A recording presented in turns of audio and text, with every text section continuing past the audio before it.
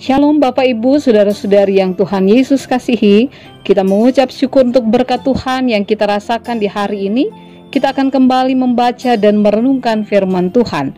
Pembacaan Alkitab kita terambil dari kitab Hosea pasalnya yang ke-11, ayat yang pertama hingga ayatnya yang keempat yang menyatakan, ketika Israel masih muda, kukasihi dia, dan dari Mesir kupanggil anakku itu. Makin kupanggil mereka, makin pergi mereka itu dari hadapanku. Mereka mempersembahkan korban kepada para Baal dan membakar korban kepada patung-patung. Padahal akulah yang mengajar Efraim berjalan dan mengangkat mereka di tanganku. Tetapi mereka tidak mau insaf bahwa aku menyembuhkan mereka. Aku menarik mereka dengan tali kesetiaan dengan ikatan kasih. Bagi mereka, aku seperti orang yang mengangkat kuk dari tulang rahang mereka. Aku membungkuk kepada mereka untuk memberi mereka makan. Demikianlah pembacaan Alkitab. Harapan orang tua terhadap anaknya itu tidak muluk-muluk. Tidak harus melihat anaknya kaya demi membalas jasanya. Tidak harus melihat anaknya sukses agar bisa memberi sesuatu kepadanya. Harapan orang tua terkadang sangat sederhana. Asal anaknya tidak menjadi anak yang durhaka dan tetap menghormatinya, itu sudah cukup. Tidak ada yang lebih menyakitkan bagi orang tua selain ketika melihat anak menjadi durhaka dan melawannya. Membayangkan memelihara dan membesarkan anak dari kecil, mengajarinya berjalan, menyekolahkan dengan pendidikan terbaik, bahkan banyak orang tua rela berkorban demi kebahagiaan anaknya. Lalu ketika anak itu sudah menjadi dewasa, si anak kemudian melawan orang tuanya sendiri. Bukankah itu sesuatu yang menyakitkan? Sebagai orang tua, kita tahu persis betapa terlukanya kita ketika anak melawan kita. Seperti itulah hati Tuhan terluka ketika melihat bahwa bangsa Israel memberontak dan melawannya. Seperti itulah hati Tuhan terluka ketika melihat bahwa Israel lebih memilih Baal dan menyingkirkannya. Sesungguhnya, Tuhanlah yang mengajari Israel berjalan. Tuhanlah yang mengangkat mereka. Tuhan juga yang memanggil dan mengasihi Israel, bahkan saat Israel masih muda, yaitu ketika mereka berada di Mesir. Sekarang, ketika Israel sudah menjadi bangsa yang besar dan kuat, Israel malah memilih untuk berpaling dari Allah dan pergi menyembah Baal. Tuhan bukannya tidak kurang cara untuk membawa Israel ke pelukannya. Namun semakin Tuhan memanggil Israel, semakin Israel menjauh darinya.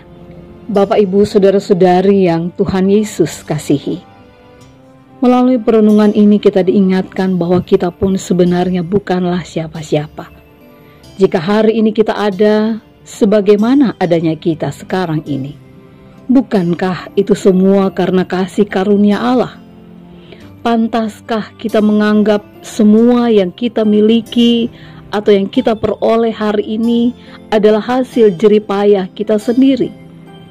Pantaskah jika kita menyingkirkan Tuhan dan lari kepada berhala-berhala modern yang menjadi kesukaan kita? Tidak ada yang lebih menyakitkan hati Tuhan daripada melihat anak-anaknya menjauh dan berpaling darinya. Sebab itu, jika kita mendengarkan firman Tuhan ini, dan ketika hati kita jauh dari Tuhan, mari kembalilah kepada Allah. Pulanglah dalam dekapan Sang Ilahi, dan lihatlah bagaimana kasih kesetiaannya tidak pernah berkesudahan dari kehidupan kita. Tuhan yang mengajarkan banyak hal dalam hidup ini. Tuhan yang menyatakan kasih-Nya bagi kita semua. Biarlah itu senantiasa memampukan kita untuk tetap hidup dalam kesetiaan dan bukan dalam pemberontakan atau kehidupan yang melawan Allah. Amin. Bapak, Ibu, Saudara-saudari yang Tuhan Yesus kasihi, mari kita berdoa.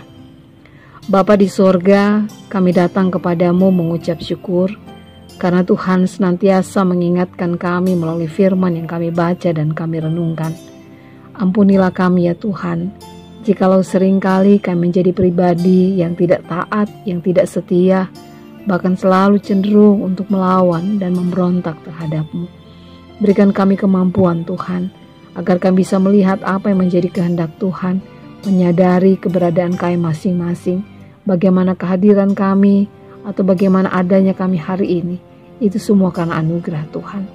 Sehingga dengan rasa syukur, kami boleh melihat bagaimana Allah menciptakan kehidupan kami, sehingga kami pun boleh menjadi pribadi yang takut, yang setia, dan senantiasa tergantung kepada Tuhan.